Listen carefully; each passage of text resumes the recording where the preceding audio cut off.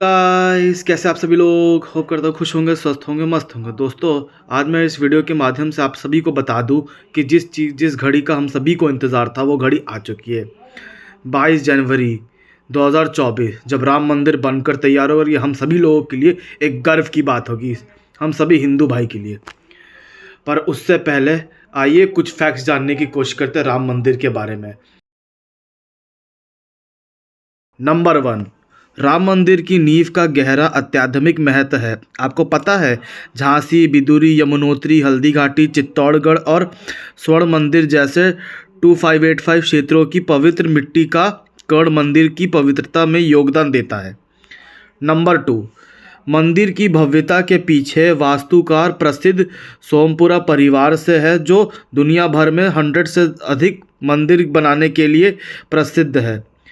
चंद्रकांत सोमपुरा अपने बेटों आशीष और निखिल साथ में एक ऐसी विरासत बुनते हैं जो मंदिर वास्तुकला में पीढ़ियों को पार करती है। नंबर 3, राम मंदिर स्टील या लोहे का के उपयोग के बिना ही बनाया जा रहा है। राम जन्मभूमि तीर्थ क्षेत्र दृष्ट को महासचिव चंपक राम का मानना है कि पत्थरों का विशेष उपयोग 1000 सालों के लिए मंदिर की संरचनात्मक अखंडता को दर्शाता है। नंबर 4, राम मंदिर के निर्माण में ईंटों पर पवित्र शिलालेख श्री राम अंकित है।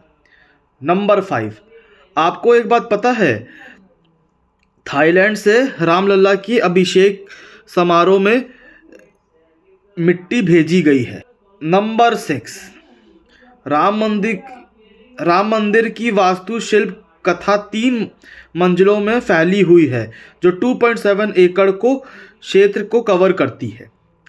नंबर 7, मंदिर के निर्माण में एक सम्मोहक जोड़ एक टाइम कैप्सूल की स्थापना की गई, 2000 फीट नीचे ज़मीन में गाड़ी गई है।